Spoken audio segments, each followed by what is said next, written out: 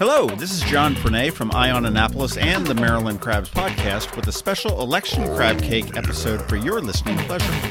In June, we held a mayoral forum that was very, very well attended, and you can, and quite honestly you should, go listen to that one, and you can find it on themarylandcrabs.com. But today, we bring you the voices of all of the other candidates running for Alderperson. Well, all but one of them. Republican candidate for Ward 1, Larry Clausen, did not respond to any of our requests. While we would have liked to have presented a forum or a debate with these 17 individuals, it just wasn't practical. So, we took it to the road so you can learn a little bit more about each of them in order to help us all make an informed vote. All of the questions were essentially the same to keep it fair, and we are releasing them all at the same time. Tune in and listen as your candidates answer some crucial questions about the city of Annapolis and how they plan to handle it should they be successful. Thanks for listening, enjoy, and be sure to vote. I am here at Our Coffee this morning with James Appel. How are you today? Good morning. And you are running for alderman for Ward 5. That's correct. And Ward 5, for those that are listening that don't know, is sort of the ward that's Forest Drive, Hilltop Lane, coming from about the CVS Lito's Pizza down almost to Hillsmere, Robinwood area. A little bit even smaller than that. It's really Hilltop Lane from Spa Road down to Primrose, and almost exclusively Hunt Meadow. There's a couple of other streets behind Annapolis Middle School, but that's really about it. There's 2 precincts. And then you have the Pitt Moyer Rec Center is in your ward, as well as the communities that are on both sides of Hilltop there as well there. Okay. And with full disclosure, James, you are a good friend of my girlfriend. Correct. And I mean, we're friends, but we're not close friends or anything like that. Specifically, as you look at Ward 5, what do you feel the most pressing issue is specific to Ward 5 right now? I think, and looking forward to where you're going to be going. Sure. Obviously, the Crystal Springs development, which is just north of the ward, is on everyone's mind. If thousands of units came in there, that would certainly interrupt the traffic flow on Forest Drive, which would affect sort of both parts of the ward. That seems to have been the highest concern of the folks that I've spoken with so far. I think crime throughout the city is always an issue. Hunt Meadow had a series of car break-ins over the last year, and so they're concerned about that. And I feel just general outdoor living space. I think the Pitt Moyer Center has been a great addition to the city. We're redoing the courts at Truxton Park. The pool is certainly an issue for folks in the city, but specifically to Ward 5 since it's so close to home. And that's being redone. The mayor has allocated some of the money that he received from Eisenhower, the sale of Eisenhower, to that, I believe. Correct. Yeah, no, I mean, Pitt Moyer is a great asset for the city. That said, we'll sort of develop off of that a little bit. I mean, there's rumors about them selling that possibly, or privatizing that. Something that you would entertain, or? I mean, I think everything's on the table. Right. The governments in general, whether it's city, state, or federal, don't always run programs as well as they could. I think we need to find the right balance between a publicly run facility versus a privately run entity that's looking to make a profit. Obviously, I don't want to see a private company come in and look to make a whole lot of money off of something. I want to make sure that the citizens are adequately served. Sure, that makes sense. But the government doesn't always do things as well as a private company. You're talking about the Market House, aren't you? Talking about a lot of different things. Well, likewise, in a similar vein, what citywide, and you are a voice of the city if elected, so what is the most pressing issue with the city? I think certainly the development.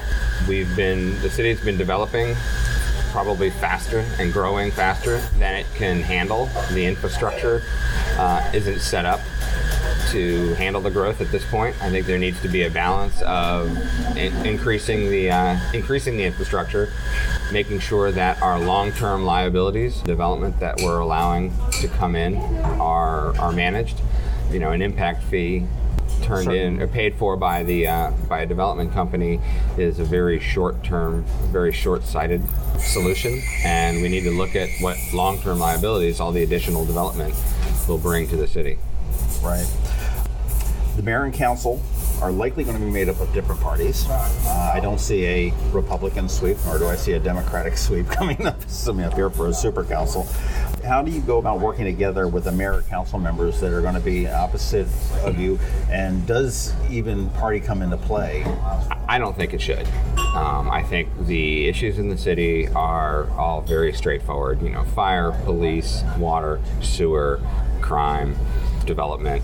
Those aren't partisan issues. We're not looking at, abortion or, other high-profile partisan issues. There's a general philosophy on taxes versus spending that I think come into play. Right. But for the most part, there's no business for partisan politics at the city level. It's funny to see. I would love to see a nonpartisan election for the city. I would be fine with that. I would. You run on the person. It's you're working with potholes and cracked sidewalks is what gets everybody upset there. Looking at the present council and the present mayor, what would you have done differently than what they've done in the past 4 years? I guess what I'm asking is where are their big missteps that you see? And they're certainly not without missteps. No administration is. That's a good question. I can't really point out any one big problem that I've seen them make so far. Obviously, I think we'd like to see the Market House do better, but I don't think that's a mistake that this current administration has made yet. We'll see what happens with the... Yeah, he's got two other ones in front of it that boondoggled that. Right. So no, I think it's been fairly, quiet these last 3 years. Right. And that may play into the mayor's re-election campaign, certainly, there. If the city needs a ton of money, they just have to raise money. They're in financial straits. I'm not saying that they are, but if they do, how do you get it? How do you vote to get it? Do you borrow? Do you raise taxes? Do you cut services? I would like to try to bring efficiencies to the city government. I think we probably waste a fair amount of money. So I think the first place that I would look to increase usable resources would be to actually save on the current spending. I would not be in favor of a tax increase. I think Annapolis city residents already pay a lot in taxes. I think we can probably do better with our current resources. Okay. Cutting services if need be? If necessary. Right. But I would certainly like to look to the county and the state and the federal government as different programs become available. Right. And we've identified, I've identified just in various projects that I've been involved with, grants that you don't know are out there unless you look for them. True. So I think there's potentially money to be had from other municipalities. Let's shift a little bit out of the city stuff and talk about the position of alderman, or alderperson, I guess is the proper term here. But how many hours a week do you figure you're going to be donating? And I say donating because this $14,000 a year is certainly not nearly enough compensation for the work that the 8 of you will ultimately do. But how many hours are you prepared to donate per week? Mm-hmm. Where do you envision the role or the time that you're going to be spending doing alderman? Sure. I'm envisioning, I'm budgeting 15 to 20 hours a week. Okay. Towards alderman-related issues, probably an hour or 2 evenings, and many hours on the weekends. Right. And in that term, as far as how do you plan to keep your constituents up to date and on that? I know the mayor has his monthly open door sessions. I know several do newsletters and whatnot there, and there's some that leave people wondering what's an alderman and who's our alderman and so on and so forth. So how do you plan to keep your constituency involved and your finger on the pulse of? I'll use a combination of the social media. We'll have a Facebook page and send out a newsletter, and I have and will continue to plan on attending community association meetings. And even then, those are not very well attended, but I would certainly possibly host several open sessions to just come in and speak your mind, potentially set things up before council meetings, allow people to come in early and say, hey, there's a hot topic on the agenda tonight. I'm going to be somewhere an hour early or 2 hours early. I'd love to hear your opinion. I find it, personally, I just find that frustrating. Is that I know with Ion Annapolis, I sit there and I look and I get an issue that I think is big, and it's like nothing. You look at traffic, you look at interaction, you look at the buzz that it may create, and it's nothing. It could be whatever. Take issue du jour, whatever it is, but let a dog bite come out and they're all over that. A perfect example was there was a Ward 7 Meet the Candidates night. And the 3 current candidates, 2 Democrats and a Republican, had a meet and greet at a neighborhood, and nobody showed up. Where was that? I mean, I don't have all the details. Wow. I've heard the story through several people now. Wow, yeah. So it's frustrating that people are, for the most part, disinterested, and I don't think they realize how much a difference an individual can make. One of the reasons I got involved in politics and local community activities is I have relationships now with the county council, the city council, the county executive, and the governor, and stuff comes up. Like, people will come to me and say, "Hey James, what do you think about this?" And I'll bring those concerns to the folks who are actually making the decisions, and things actually get changed. Right. I think it's disgraceful that in a city of 38,000 people, that a mayor, and I'm not picking on Mayor Panelides or any mayor, but that a mayor could get elected to 3,500 votes and win by 58 or 59 votes. I just think that it is so important for our quality of life, and that's what everyone's looking for. That's sort of my thought. Voter turnout in the city has always been extremely low. Well, then let me just veer off there. There's always been talk about shifting the elections into a national election cycle or a state election cycle. The argument that you hear from some of the local officials is that you get lost in it. President, senator, and representative, and county, and way down on the bottom, Annapolis mayor, who cares about him?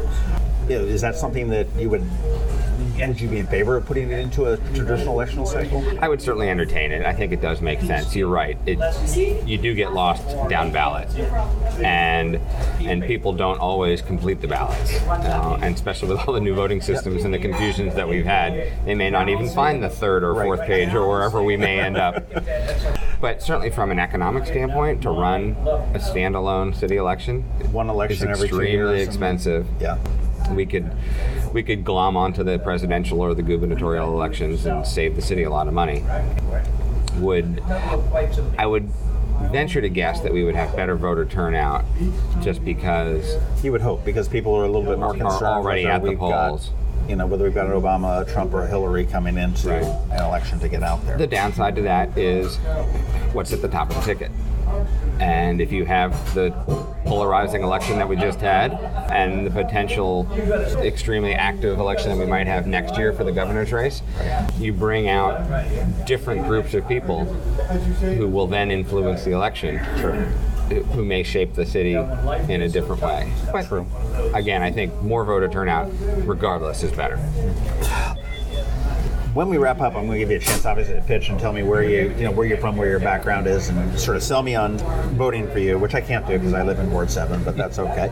But one more sort of a deep question is that many have said that there's 2 Annapolises, and we've got the, for lack of a better term, we've got the affluent white community, and we've got the lower income, primarily Black or Hispanic communities that both reside in Annapolis. There's a pretty big, chasm between them.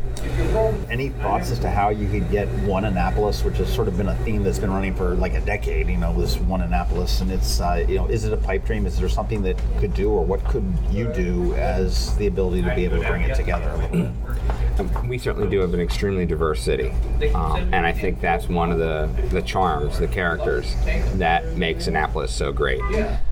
But I do think it's the full range. Like you said, we've got multi-million-dollar homes, all the way down to public housing, but there is a lot in between as well. And I look at some of the housing complexes just in my ward, and there are very middle-class, all-race types of folks who are my neighbors.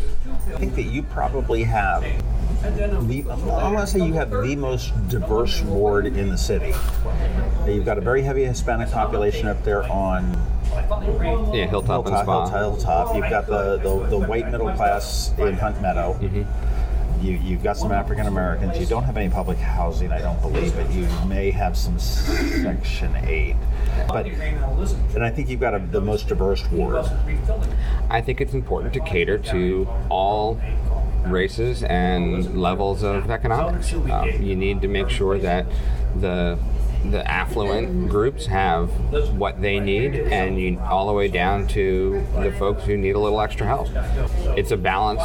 It's a balancing act. It's a delicate balancing act. But I think that with a council that can sort of take in all the pieces and look at all the different possibilities and all the different programs, that we prioritize. And as we prioritize, we have to make sure that everything is being spread as equally as possible.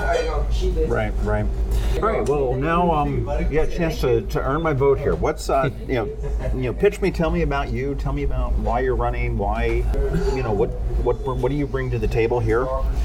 And let's learn a little bit more about James Appel. Sure. I moved to Annapolis when I graduated from college in 1989. I was recruited to come down to be the sailing coach at the Naval Academy. I did that for a number of years. Got married, did move up to Newport, Rhode Island for 6 years while I worked with a friend from college on opening up a small sailboat company. A sailing theme here. Yeah, I was definitely a sailor for a long time. We moved back to Annapolis in 2002, opened up another small business down here. I own the roly-poly sandwich shop on Bestgate Road. Okay, right in that shopping center, sort of behind the Wawa. Exactly. Okay.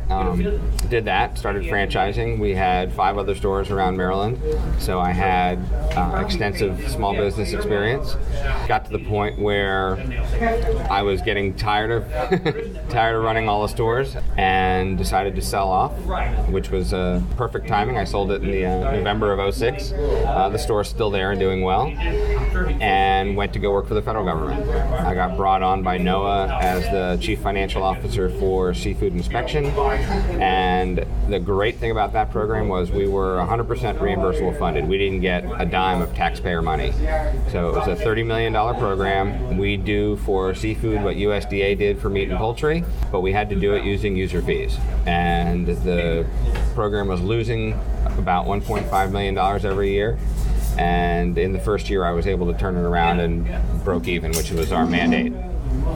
From there, I was asked to come back to work for the state by Governor Hogan after he was elected, and come in and help the Department of Information Technology enterprise the state, where we took the 20 cabinet level agencies and essentially consolidated the IT services. And the challenge that we've seen there is funding that program. Many of the agencies were underfunded, and so it's been a balancing act of doing everything that needed to be done and paying for everything with less dollars than we had, than we would need.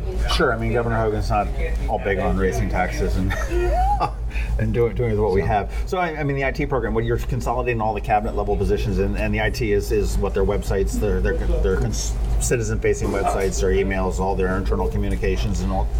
Yeah, networks, backup, security. Okay, all under one there. Right, running the applications. So I think I've got, again, the small business experience, federal level experience, now state level experience. I think I can bring all that to the city council to increase the efficiencies and really better use the resources that we have. Okay, what poked you in the butt to make you run?